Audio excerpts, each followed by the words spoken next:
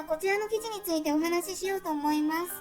これは2018年に日本人女性がベンヘイを殺害した事件の判決を報じた記事で、判決公判が開かれた2020年3月6日当日に更新されたものです。被告人には懲役15年の判決が下されたということと、犯行に計画性はなく衝動的だったなど、判決の理由についてもかなり詳しく書かれていて、素晴らしい記事だとは思うのですが、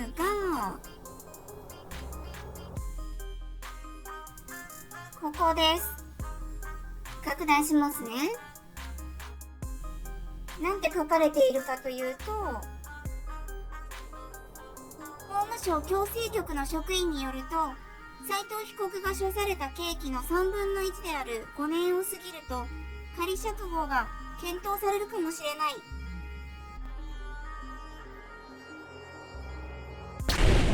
5年で出てくる可能性あり？こんな書き方をすると、人を殺したのにたった5年で出てきちゃうのって思っちゃいますよね。実際にこの記事を読んだ人々は怒ってるらしいんです。たった5年で償えるのか。裁判の意味ないじゃないか。日本の法律はどうなってんだ。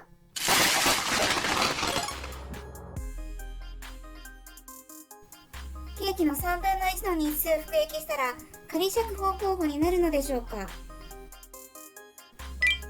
刑法第28条、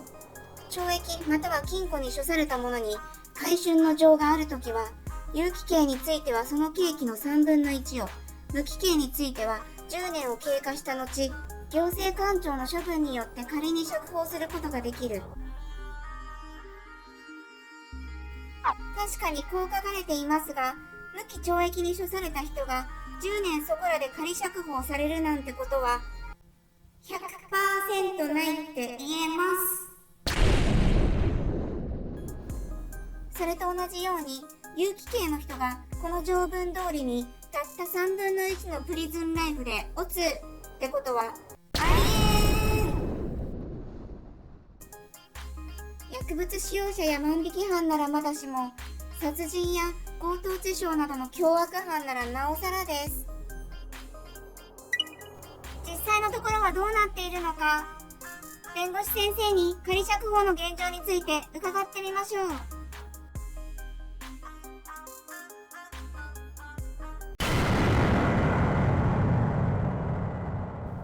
確かに刑法にはそういう条文があるんですよね。でも実際とあまりに違う。仮釈放なんて5年程度の刑であれば最後の数ヶ月、やたら長期でも最後の1年も取れない感じがまさに実務なんですけどね。3分の1を過ぎればまさに手続き上のみ訴状に上る形だから検討と言ってもいいかもしれないが、もちろん認めない。そもそも仮釈放率は 55.2% で、その中でも10年を超えた刑で見れば 70% 以下の執行率しかなかった仮釈放はゼロですね。96.7% 以上の仮釈放の人は 80% 以上の執行率だと。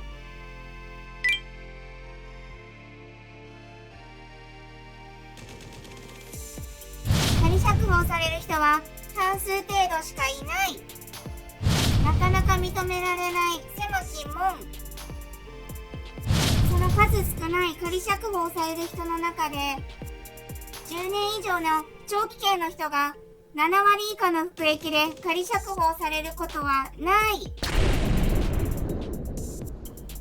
斉藤被告人は懲役15年に処されましたが、未決拘留日数中300日を算入するとのことなので、その日数分はもうすでに刑が執行されたものとみなされます。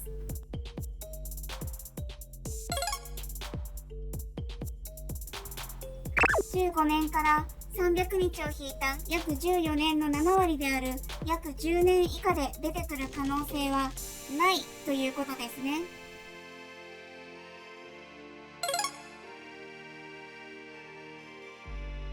法務省矯正局の職員がそんなこと言うのでしょうか。日本の法律ではこうだとかではなく、法務省矯正局の職員がこう言ってるとなっています。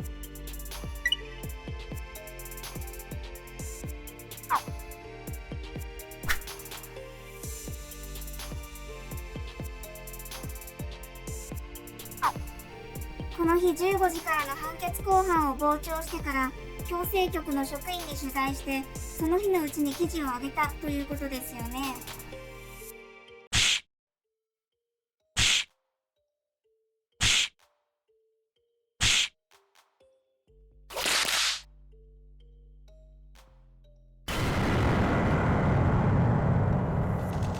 法務省職員によると刑法の条文では3分の1を過ぎたら仮釈放が検討されるとなっているそうです。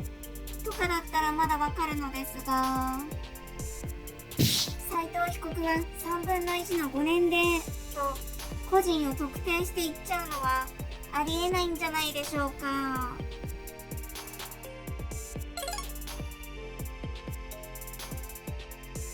被害者側の気持ちを逆なでするような不必要な情報をあえて書く意味があるのでしょうか。実際には5年で仮釈放なんて絶対にありえないのに、もしかしたらそうなるのかもと読者に思わせるような書き方をして何になるのか疑問です。